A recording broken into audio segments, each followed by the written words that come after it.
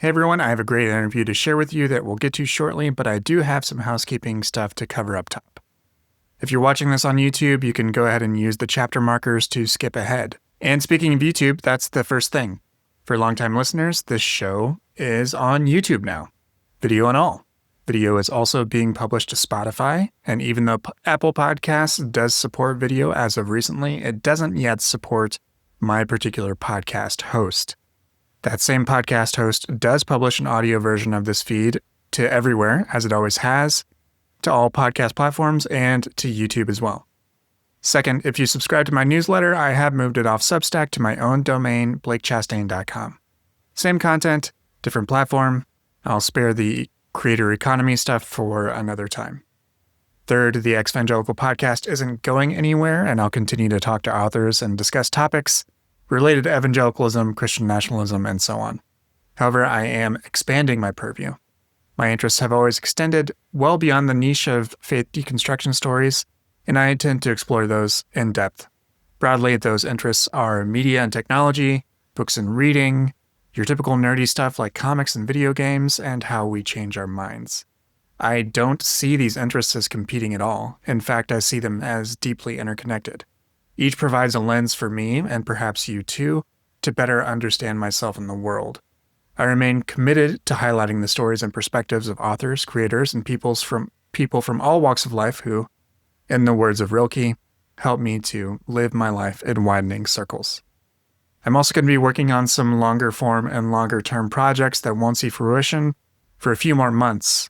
But as always, you can continue to follow along wherever you are across the web or at my website, blakechastain.com, and you can support the show via a paid subscription at $5 a month or $50 a year. I donate 25% of net revenue annually. You can find out all about that over at blakechastain.com. But now that that's out of the way, let's get to this interview.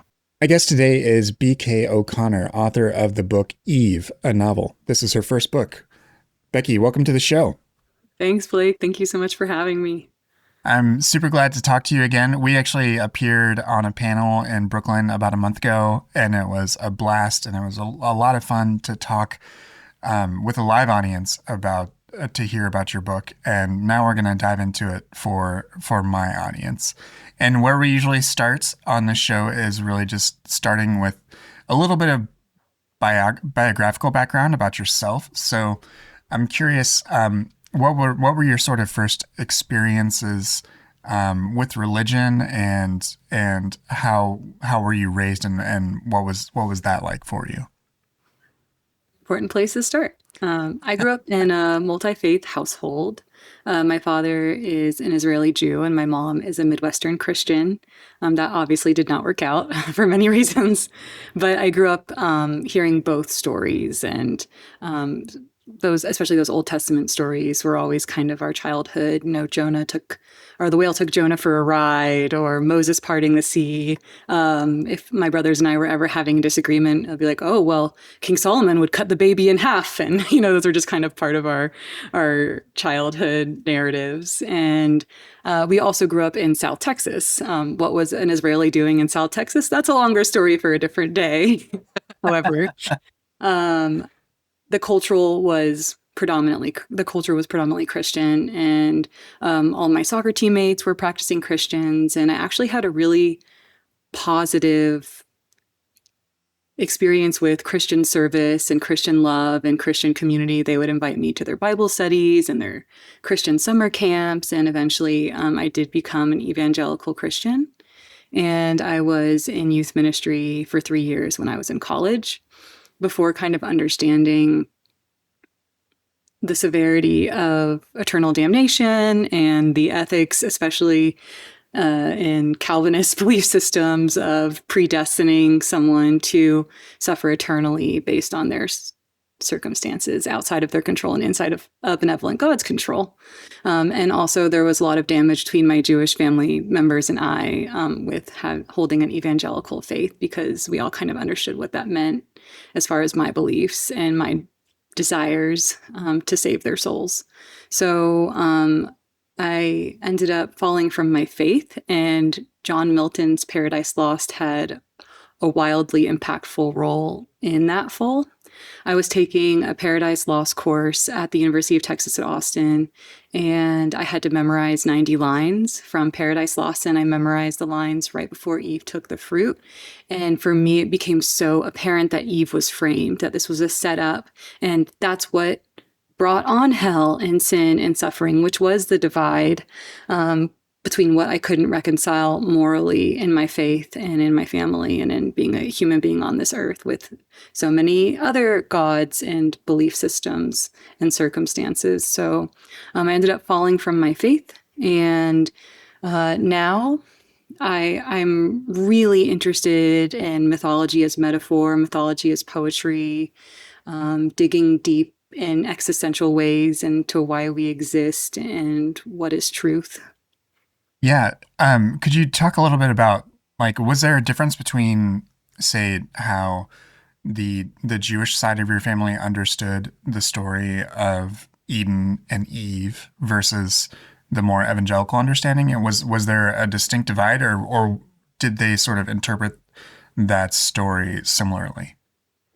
So my Jewish side of my family is more culturally Jewish. They kind of use storytelling as entertainment and tradition. So we have our own renditions, or everything becomes an analogy for forbidden fruit. And there wasn't as much of a stigma to Eve and Eve's role in taking the fruit. That's a very Christian, a very evangelical Christian angle into the story, was Eve's Mm-hmm. transgression, Eve as bringing sin into the world, Eve as being weak and tempted. And after Western civilization forming largely around Christianity, it ended up leaking out into other cultures.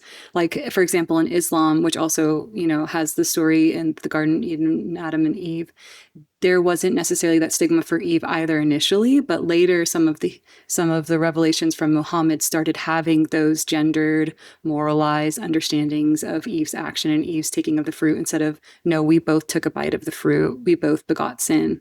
So I think Christianity is definitely where the gendered transgression is emphasized, and in Judaism, there's more of an egalitarian understanding of the fall. Interesting. Yeah, it's not that Eve takes the brunt and is the point. It was something that they did more collectively together, and that sort of responsibility is shared across genders. Then yeah. Yeah, because I mean, just reflecting on some of the sermons that I've heard in the past, some well-meaning pastors would always say, like, it was Adam deflecting, in the moments afterwards, and it says, "This woman you gave me," that, that is like, clearly, like, he's making excuses, and Oh, I that's mean, any yeah. rendition of the Genesis text is obvious. Where Adam, I mean, he was fine in Eden. He was content with the low hanging fruits, and that is why he is such a despicable character in Eve, is because I couldn't understand that. Whereas Eve was the hero who had that intellectual curiosity, and so of course Adam would have that reaction of, like, this was her idea because it wasn't his idea. Yeah. So you were in college when you had this experience, and you were reading Paradise Lost, um and you have this sort of the shift in mindset and conviction. Did anything else contribute to that, or, like, where did that experience lead you next, as far as, like, what you wanted to explore with regards? You mentioned you really like mythology and that sort of thing. What were the immediate next steps after this sort of significant moment and with that college assignment?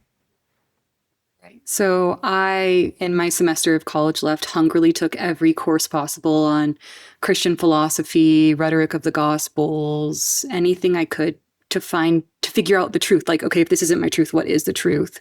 And so that began a lifelong quest for understanding why we exist and how we are meant to exist and our moral responsibility here. And I think that's informed the rest of my life. I became a writer, which is what us writers do. We grapple with why we exist, and our stories are our best stabs at answers. I'm an educator, which is what I do to stay mentally well and just live inside our questions and that interrogation, and that being holy in and of itself, like the holiness of curiosity, the holiness of seeking, I think is the answer. And so I kind of built my life around those principles. That's really powerful. And what was it about Eve, and like you really dug into Eve as a figure and as a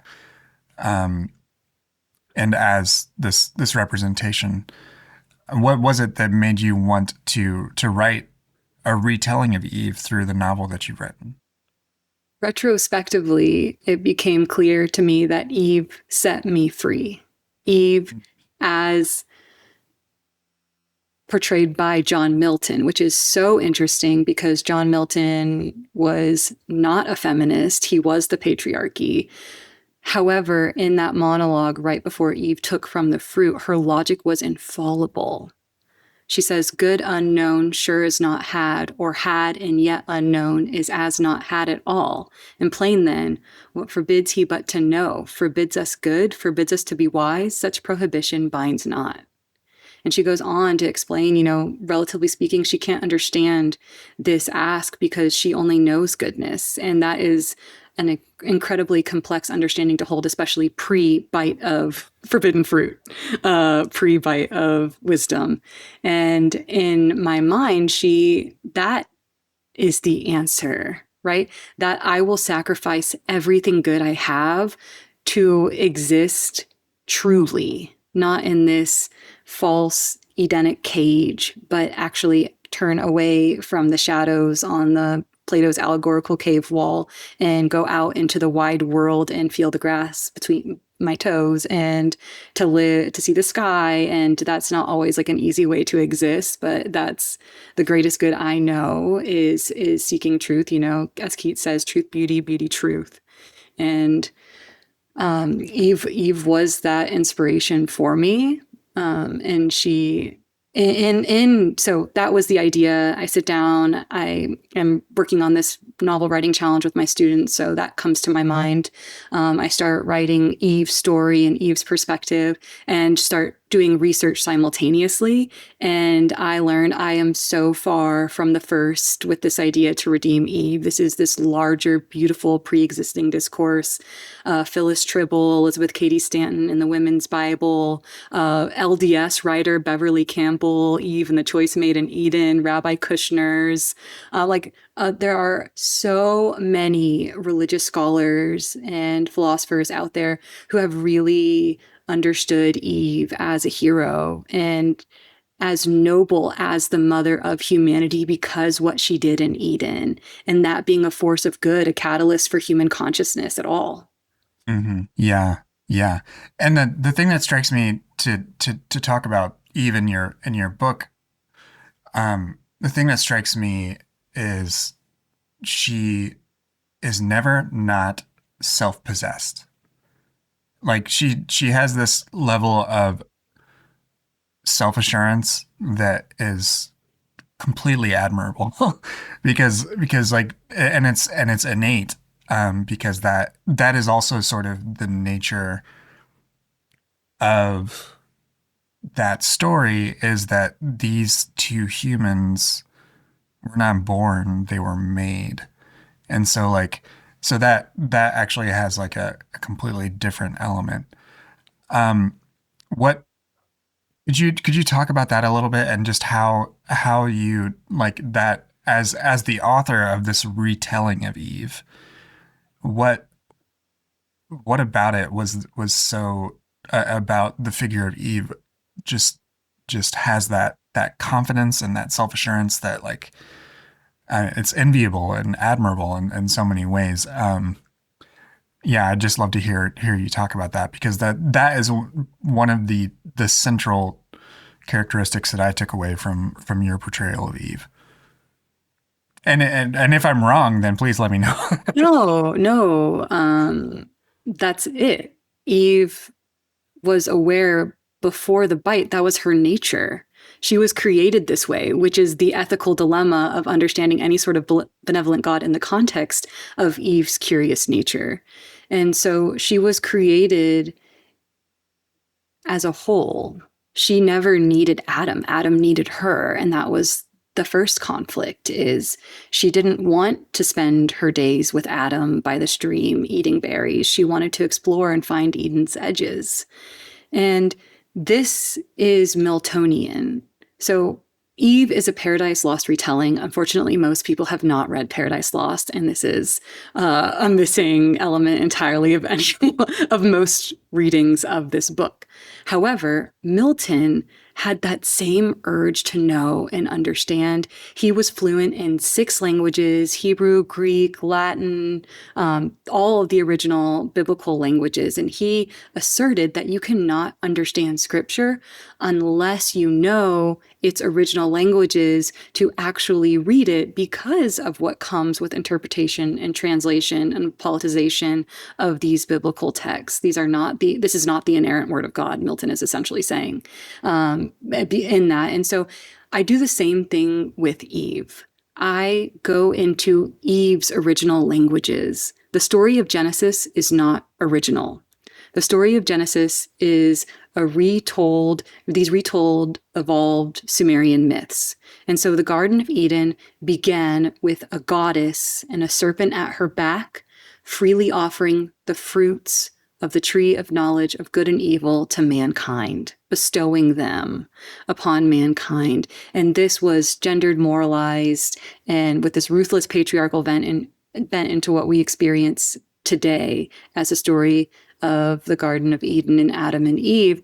But I took who Eve came from. Eve is Asherah, Eve is Inanna, Eve is Astarte, are these proto-feminist Greek gods from Manoah, and she is this tradition. She is this divine feminine embodiment of the mother of humanity.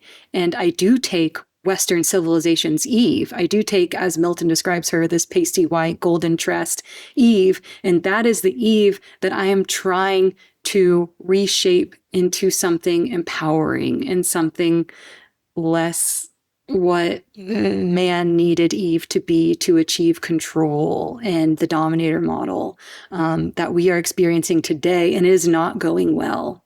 And so this No, it is not. No, it is not going well. And that's where Eve comes from. Eve is divine. She is the divine feminine from her onset, and God molded her. Like Eve was not birthed out the birth canal. She was molded from the rib of man into a beautiful, curious woman, a sexualized woman. In every one of her, like she drew Adam's attention. She is divine at her onset. Mm-hmm. And I'd love to actually understand and hear from you about the concept of the divine feminine, because I do think that especially within traditions like evangelicalism, that sort of exploration of either the divine feminine or the divine masculine, or even though we call God the Father, and there is gendered language, God the Father, God the Son, and then the Holy Spirit is sometimes feminized in certain traditions, usually not in evangelicalism, but like, in Greek Orthodox tradition, it might be like Hagia Sophia, that sort of personified feminine. That's not something that is necessarily known or taught at evangelical churches. How do you understand and how do you frame the divine feminine for those for whom that is not an easily accessible sort of concept? Because of that, either patriarchal plus this strange mix of like non-gendered that can happen sometimes, where we say that God doesn't have a gender, but we still call him God the Father, and it's sort of confusing. Like, but this emphasis on the divine feminine can be very empowering. So I'd love to hear that. So yeah, divine feminine is obviously has a stigma attached to it, but it's not about biological maleness or being a biological female. It's actually about these maternal values, this connection, this care, and having that at the forefront. So Rianne Eisler wrote this incredible book, The Chalice and the Blade, and she talks about the way that it's about linking instead of ranking. The feminine divine is a connection, it is care over conquest, whereas these kind of more masculine values are the dominator model. We are above or below. I mean, think of Abraham. So these are Abrahamic religions, and these are our patriarchal religions. If you look at a map, you'll see most of the world adheres to some sort of Abrahamic religion. And think about the character of Abraham in the Bible. He is the perfect illustration of masculine divinity because he introduced essentially that we are all created by God, but we are God's people instead of we are all created by God and we are all God's people. He's like, we are the chosen ones. And all of these wars and 9/11 and the Israeli-Palestinian conflict and all of these things are who is Abraham's not heir. And that is murder, it is death, it is war, it is not connection at all. It's the blade. And whereas the divine feminine is the chalice, the connection, the honoring each other. It's this really idealistic harmony that did, according to academic discourse and archaeological findings, exist pre-agrarian revolution and even in some Neolithic societies. Like this is not a myth. This is not what we are making up because we are women. We have unearthed, unfortunately, so late, historically speaking, a lot of these narratives already found their way in as stable in culture in ways that are misogynistic, unfortunately. But post World War II, we started uncovering these stories and these idols. I mean, thousands of Asherahs have been uncovered of these clay figurines that women held when they gave birth, and these Minoan societies built on art and connection. And again, there are obviously going to be people who refute that that's what these findings mean, but wow, if you really get into the research, and I could provide you with a massive list of books to read, you can see that it did exist that way. And can it exist that way again?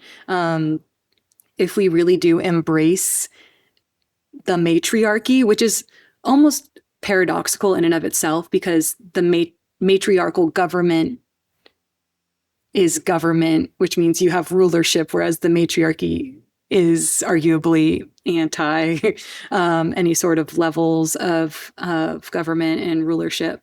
However, if we reinstate those values at the center of society, we could affect really powerful change if we could do that. Mm-hmm. Right.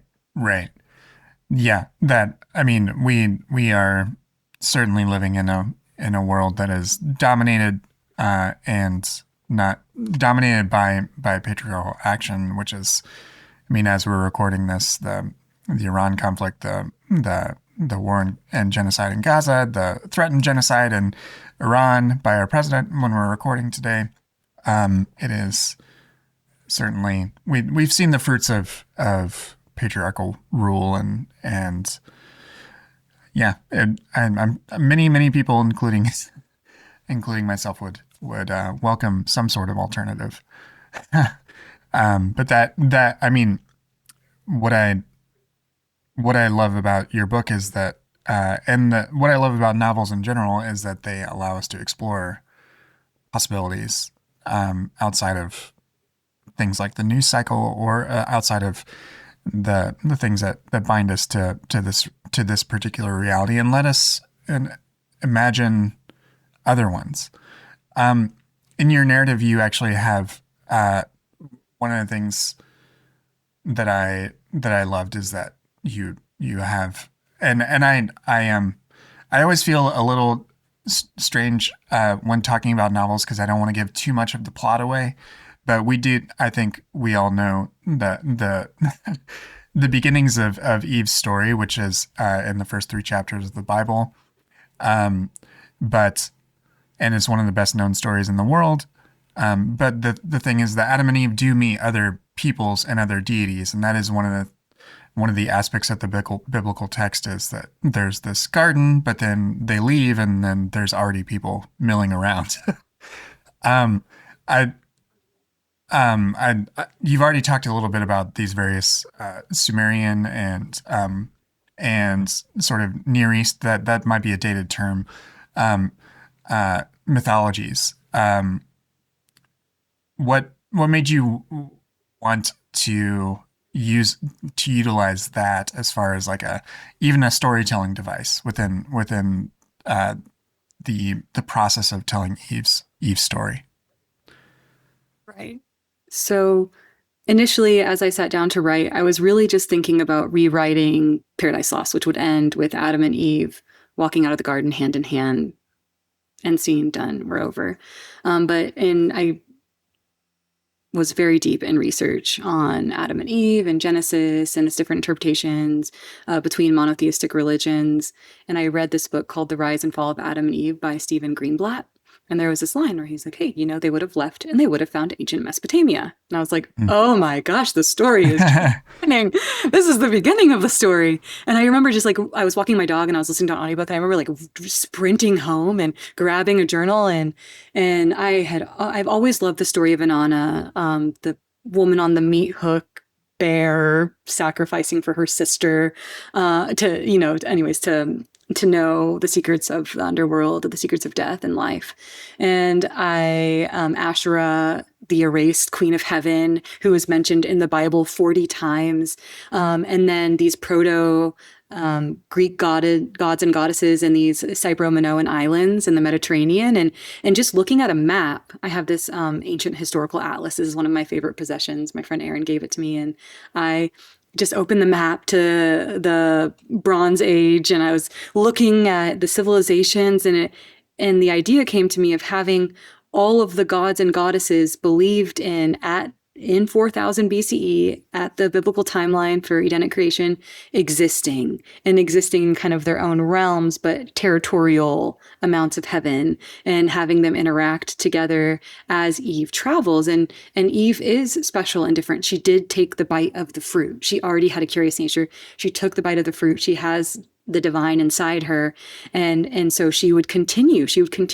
I mean, every fiction is autobiographical. We all know that. And so, that like quest, I worked for Backpacker Magazine, and I was a backpacker, and I went by myself when I was 21. I did the Israel National Trail, and I hiked the Lake District in England. I hiked in South America, and I was always by myself, and I was always asking hikers, why do we exist? What do you believe in?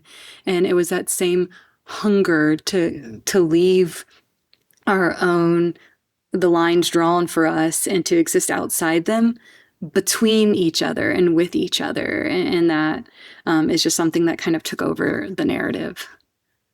Yeah. Yeah. Do you think the book market has seen instances of various like Greek myths being reimagined, whether it's like Circe or some of the other books? What is your feeling about like books like yours that tackle Judeo-Christian things that like, these are the things that people might consider sacrosanct in their own worldview, and these other things are mythologies, but every belief is one person's belief is another person's mythology. So, like as a practice, what how do you feel about that element of things? And because I mean I see it as deeply valuable, but I'm curious as you went about this project and now that it's in the public and it's taken on its own life and will continue to live its own life. Like what is your feeling around reimagining Christian and Judeo-Christian? I know that's not the best term, but that type of belief in this context. I think I had the blessing, for lack of a better word, of having a really open-minded upbringing as a child. The physicality of myth and reality was always a gray area. I grew up spending my summers in the Middle East, snorkeling where Moses parted the seas, swimming where Jesus walked on water under the stars. And I always was able to play with story and received really creative retellings of these stories just culturally.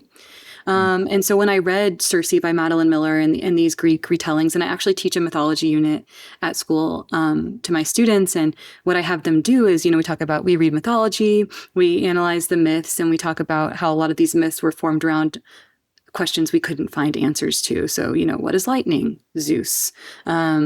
And so I have my students kind of come up with questions that they don't have answers to, and they build myths, and they're able to play so flexibly with Aphrodite and Zeus and Hera. And we can't do that with our stories. They are sacred in a way for some reason that Greek mythology is not. Whereas, I am a huge Joseph Campbell fan, and he back into the 70s was really investing in our understanding of religion as myth and these stories as foundational myths for those times. And we need to rewrite new myths for our time. And sure, I understood, especially as a public school teacher, that it's a risk to take such a sacred story and to sculpt it so unorthodoxly and creatively and arguably blasphemously. But I've actually haven't had as much of a reaction, or especially compared to what I thought may happen. I know I had one reviewer at this website, it's not a Christian review site, it's just like a novel review site. And they posted a review of Eve, and I think they still ended up giving it 4 stars. But the last line in their review was like, the story of Adam and Eve should never, ever be changed, or something very repeated. We're like, this was a creative attempt. The story should never be messed with in this way. And so I emailed the review site. I was like, do we think that the reviewer had maybe a religious bias? Oh yeah, Amy's super religious. I was like, okay, cool. Well, I'm just gonna, whatever. Okay, Amy, thank you. But not something that we traditionally do, but I think it is so important that we start doing it, that we start interrogating these stories, because if you think about it, there is the divine feminine in the Bible. We have Asherah, we have Hagar, we have Esther, we have Mary of Magdalene, totally. Mary of Magdalene's stories didn't even make it into the Bible, the Gospel of Philip and the Gospel of Mary, but they were unearthed in 1945 in Egypt. These stories of Jesus's best, most intelligent, most loyal disciple was a woman. And if in 600 BCE, we can totally reinterpret and rewrite monotheistic Abrahamic texts to be patriarchal. Why can't we rewrite them now for the sake of liberation? And there are so many so many feminists especially, who want to stay true in their faiths and continue their faiths. We have more female rabbis than ever, more female ministers and even bishops out there who are really digging deep and interrogating the text. And what I'm doing is part of a much larger discourse of re-understanding our texts in a more egalitarian way. Yeah. That I love what you said about sorry, let me take a beat. I love what you said about the way in which various we do see glimpses of the divine feminine in the surviving biblical texts. Are there, other than the ones that you already mentioned, are there other parts of this, like this admittedly very patriarchal religions of Judaism and of Christianity, that retain this sort of signifying of the divine feminine, either through belief or practice, or do you see it as like the patriarchal forces really did try to annihilate that entirely? Because like that is something that it has to be, as you've mentioned, just this process of rediscovery of unearthing these things that have been deprived of us. What other elements do you see as sort of rife for reinterpretation or rediscovery in what's available within these mythical and biblical texts? I think the first step would be looking back and teaching the conventions that decided which works weren't and were the inerrant words of God, understanding that those texts were made of men, and they were texts chosen to maintain the power of wealthy white males. And so going back and reassessing all of the Gnostic Gospels and all of the stories, and reconsidering the stories that we do include as sacred, and making sure that they are more inclusive of all of the participants in the faith. And understanding, I mean, look at Mother Mary in Catholicism, the way that we do have various subcategories of Christianity really finding their divine feminine, because it's that we have that female creative power. I mean, we talked about this in Brooklyn, but the idea that biologically it is females who create. And so having that missing in a religious system, in a faith, means we have some, I mean, as we talk about, like today you can see in modern politics that something is off, like the old story is failing, and we need to unearth these buried goddesses. So we have Mother Mary, who is the divine feminine. We have Mary Magdalene.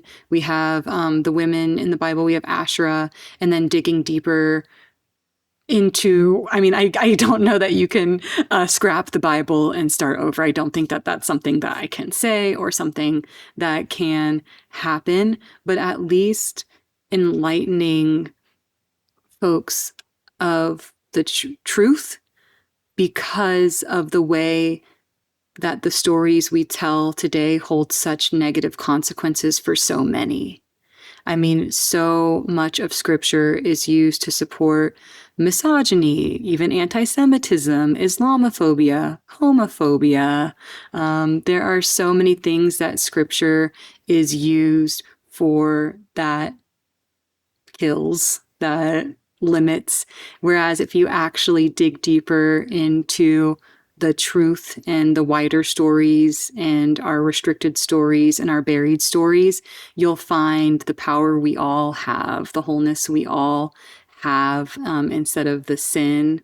I think the best image for this, and again, sorry if this is like repetitive from Brooklyn, but it's just like one of the most powerful analogies I've ever come across, is the comparison of what we hold now of a man dying on the cross and fearing death versus what we held before of the celebration of a woman giving birth of life, and just comparing those pieces of religious imagery and understanding how we are limiting ourselves, especially as women. I mean, I think that's what Eve is about. Like, women are so heavily limited in evangelical Christianity and in monotheistic religions across the board.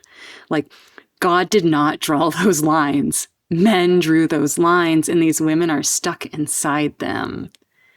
You saw on the news, like the New York Times article a few days ago of women who can't trust themselves to vote. The women who are refusing their own right to vote because they are sinful by nature. And even the Christian right turning on Amy Conant Barrett right now, like saying that there was a pastor that came out maybe yesterday saying a woman's compassion should be in the home, not in the Supreme Court, because she was too empathetic and voted against, all this genocide, which we have, yeah. Yeah. Yes. Jesus. Sorry. Awesome. Yeah. One of the aspects of Eve, to your point about these various lines that are made and drawn for women to stay inside of, especially within cultures and belief systems like evangelicalism. Eve doesn't give two shits about any lines. Like in your book, And that is the other part. Like I mentioned that she was self-possessed. The the other aspect uh of her is that she's just unflappable. She will go towards her sense of enlightenment, and that actually leads her to make very hard choices, both as a spouse and a parent. And like that's part of womanhood for that's part of life for a lot of women, and for a lot of other people, regardless of their gender expression or identity. What is it that despite that you see as the ultimate drive, the thing that does drive Eve to make those hard choices, to do those things that is like I'm confident in myself, and I'm gonna go for it, and I don't no man or god or demon is gonna stand in my way, because that is clearly very admirable. Right. The divine feminine is like shining down on me so hard. Yeah, it clearly is. Yeah, Let me just like myself. that was incredible. The divine feminine is like literally there's like just like a spot of light on me. Yes, that's incredible. I love it. Which I'll take. That is affirming. Absolutely. I don't know what I believe in, but I think that looked great. Okay, so Eve, after taking the fruit, understands her place in history because of her divine knowledge. She understands that she can change the trajectory of womankind to follow because she is the first. And of course, of Western civilization, as we know, she was not the first at all. And there were many before her. So she takes this role seriously. She understands the gravity of it, and she understands that the limits she accepts will be the limits enforced for all of the women after her. And so obviously this is pretty heavy feminist discourse, but there is motherhood as an experience, and there is motherhood as an institution. Motherhood as an experience is this richness of procreation, creation, nurturing, care. And then motherhood as an institution is a male's command of a woman's body in labor, and the control of a woman's body and a woman's work, and what that looks like. And so Eve senses this. The other thing she understands is that monogamy, as she experiences it, is again institutional, based in paternity, based in land and inheritance, in control. And so she understands the harm that she will cause her immediate family, and also understands the moral imperative to exist beyond the limits that she is given, beyond the cage that she is given, for the sake of the women who come after her, which provides, again, I don't want to spoil the book, but that is not telling you that you need to leave your family and have extramarital affairs. What that is a choice that women get to make with their bodies and their lives. And there is a woman at the end of the story who gets to make the same choice, and she makes a different choice than Eve does. And that's the power is that women are handed a map for what their life is supposed to look like, and you need to rip that script apart and make it your own, because these systems were built to control women from their onset. The curses she was given by God after taking from the fruit. These were curses that she refused to live by. And that's what inspires Eve. And oh my gosh, there's so many amazing texts that really have inspired my understanding of this for Eve, like Bell Hook's Communion, not to be confused with J.D. Vance's forthcoming book, Communion. Bell Get Hook. the Bell Hooks one. Or Audre Lorde's uses of the erotics. And just the way that that's part of female power is not being possessed or owned inside of love. It is the knowledge and wisdom that occurs inside of a woman's sexuality, and all of these pieces that men have really worked to control systemically. And Eve, it's time travel going back and making sure that women understand why these systems exist to keep them in their places, and that this is not the rule. You get to choose what your life looks like.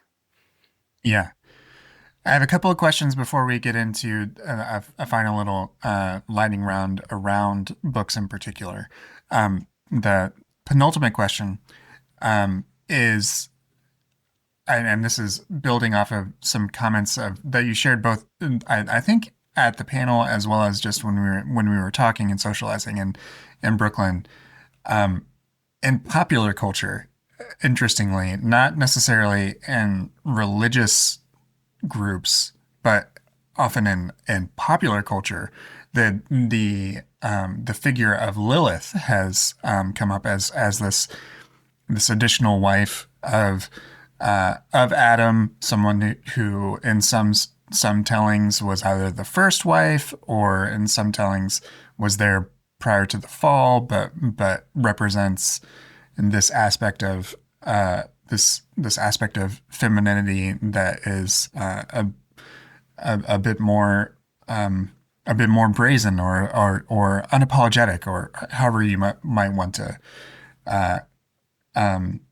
classify it. I remember you actually bristle at sort of Lilith's popularity and Lilith's presence. What I'd love for you to share a little bit about that and just both some of the historical context and why you want to bring more of that spotlight and some of that back to a figure like Eve instead of one like Lilith. Let me move my, literally this light is following me. I can't. It's incredible. I love it. It's like, I feel so. It's like. Okay, sorry. Hopefully this is the last time I have to move. All right. Yes. So Lilith was first Lilitu in the Akkadian Sumerian mythology, and she was a goddess of infertility, a night goddess, a goddess of sexuality, and she was kind of a rascal, which makes her lovely. And so my contention with Lilith's prominence as a feminist figure over Eve is that Lilith was not in the Bible, and Lilith did not ever take the bite of forbidden fruit.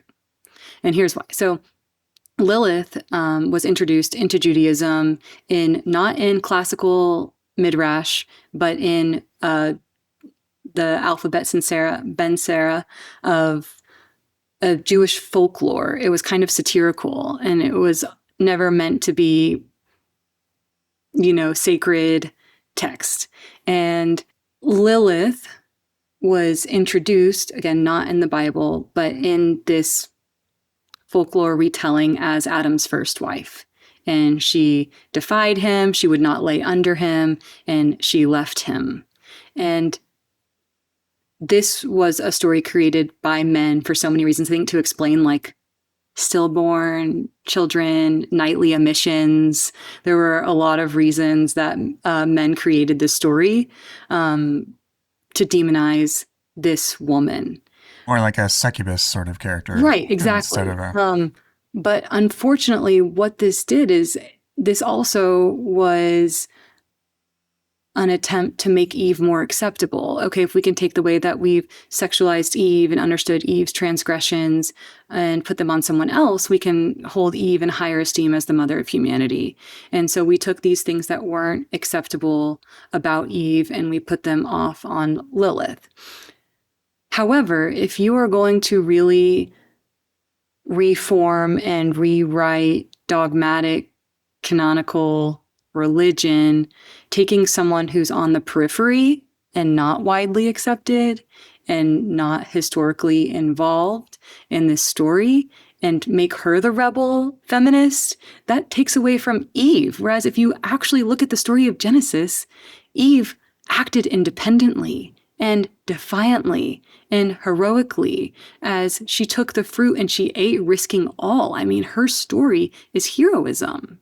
And that's the story that I don't want to say should be at the forefront of feminist discourse, but it's a story that has been so diminished by Lilith's rise to prominence. Whereas Lilith isn't accepted in the same way in mainstream Christianity, Islam, and Judaism. Obviously, she's more prominent.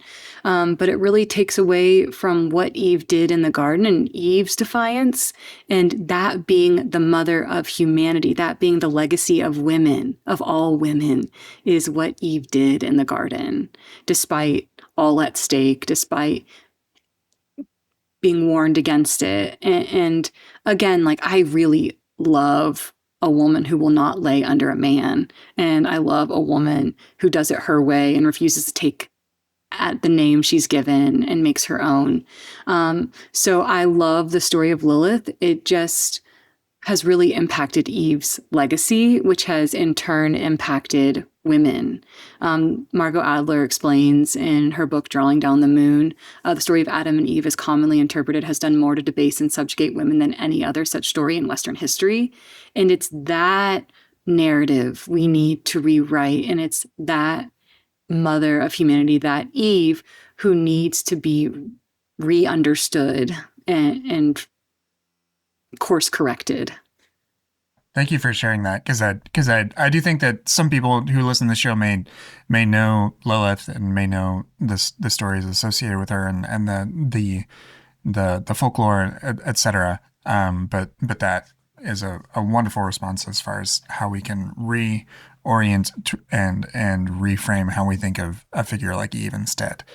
My final question with regards to the book is, I actually believe you have other books in the works. Are you going to continue to build on this story, or will stories branch off from what you started in Eve, or where is your work taking you next?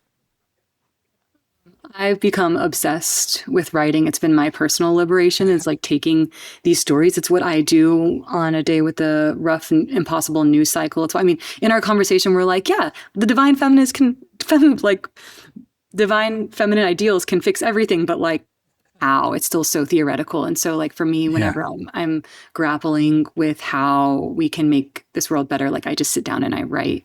And so Eve, I finished in 2021.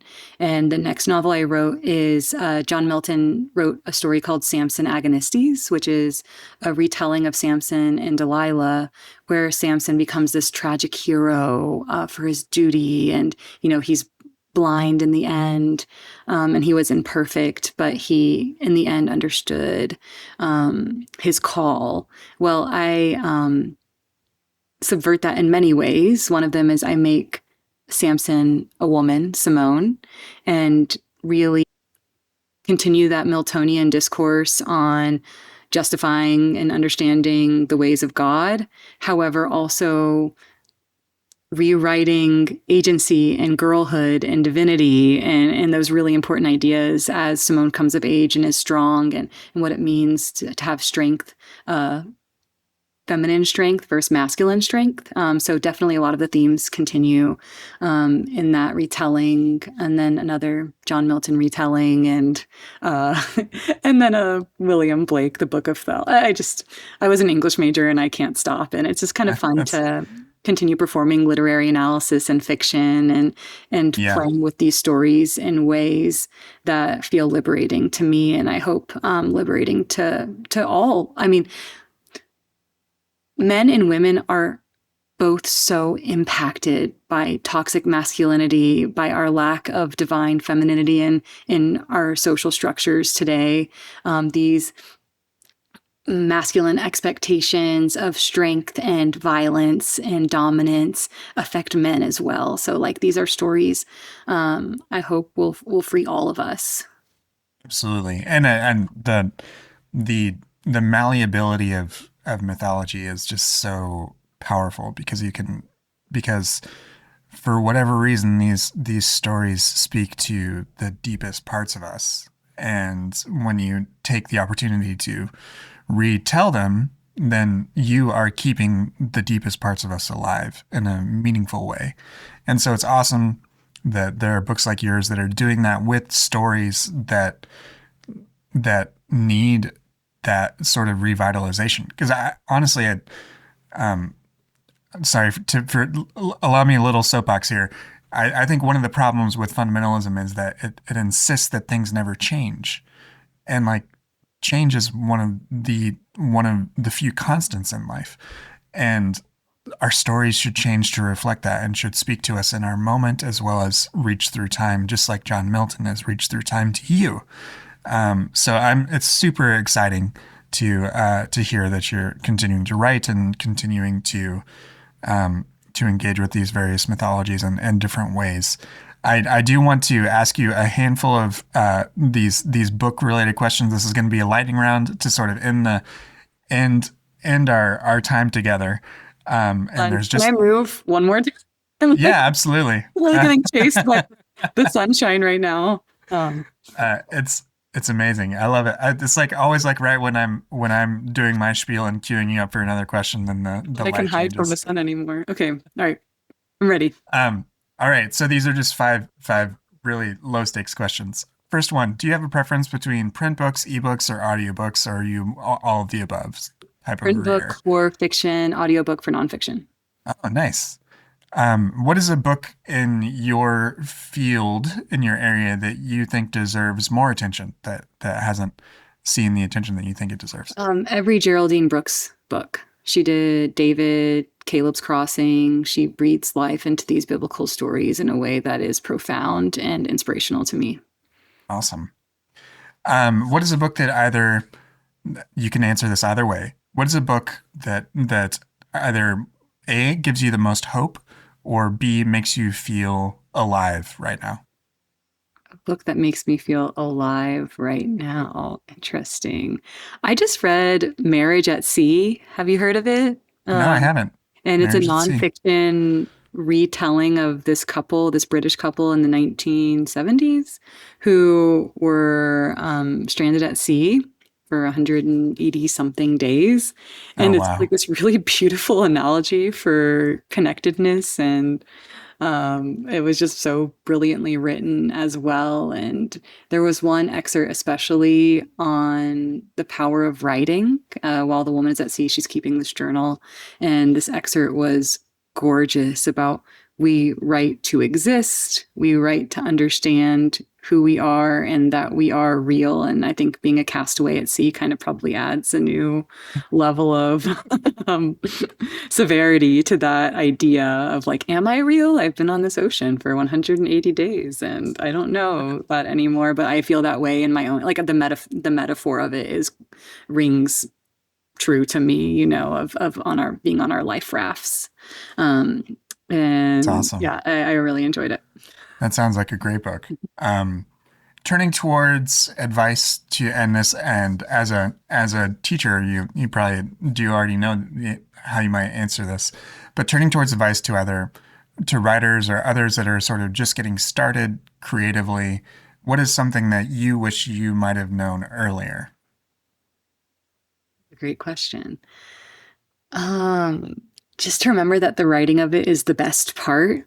I didn't take it for granted, but seeing the other pieces that come after the book, like the marketing and the those pieces are not nearly as fun or rewarding as the sitting down and the spilling and the molding. Like those pieces are the pieces, and just enjoying that part of the journey as ends to the means in and of itself is the best advice I can give. And just to remember, like, that's why we're here, is to be spilling and shaping those stories in ways that allow us to understand ourselves and our existences and each other and connect. That's the Hmm. magic, and the rest of this is just a mess. Fair enough. And the final question is sort of this magic wand sort of question, and I may not have dialed in the wording,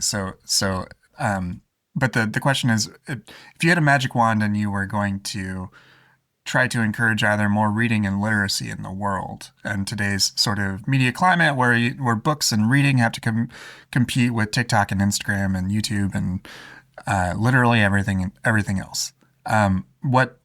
What do you think would be a way that whether you had a magic wand or whether it was just something that you I'm sure probably already do as a teacher, um, uh, how would you encourage more reading and writing and literacy in today's world? I have quite the robust at-home reading curriculum. We speed date the books. We find the books that are our books, the recommending of the books to each other. And I think these are relevant in the adult sphere, as well as Mhm. like finding those books that make us feel alive and make us feel less alone, and those as gateway drugs to becoming lifelong readers. I tell my students, like, the best thing I can do for you is to make a lifelong reader out of you this year in my classroom. And I mean, today we had our at-home reading pop quiz for this month's reading, and so they have these reading logs. And I have some students. I always compete with my students. Say, hey, if you read more books than me, we'll do lunch together or something.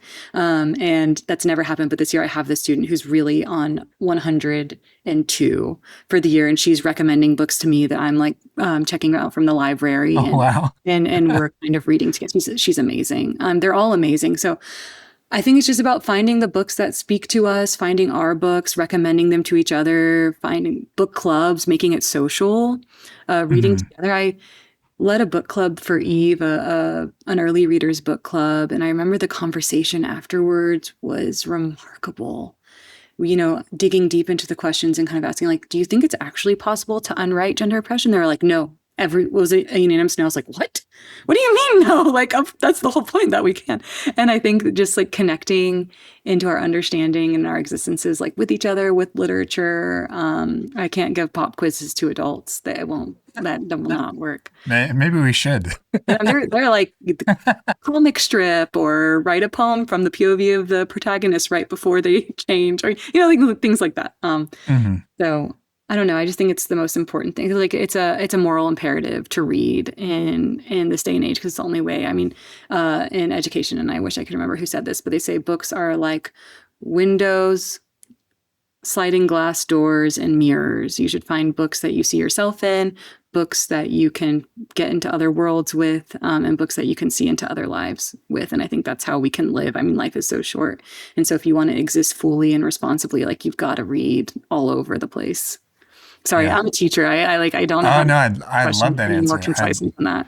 No, that was incredible. Thank you so much for answering those questions and for talking about your book. Congratulations on this book being out and available for the public. The book again is called Eve, a novel. It's out now. Is there any other place online or anything that you'd like to plug here at the end? Oh, Boulder Bookstore is my local store. I think I've sold like 90 copies of Eve somehow. Love them. Um, but Incredible. any obviously local place to buy books, Eve will be there. So Wonderful. BK O'Connor, thank you so much for joining me today. thank you for having me. I appreciate it. Okay. Looks like it's uploading.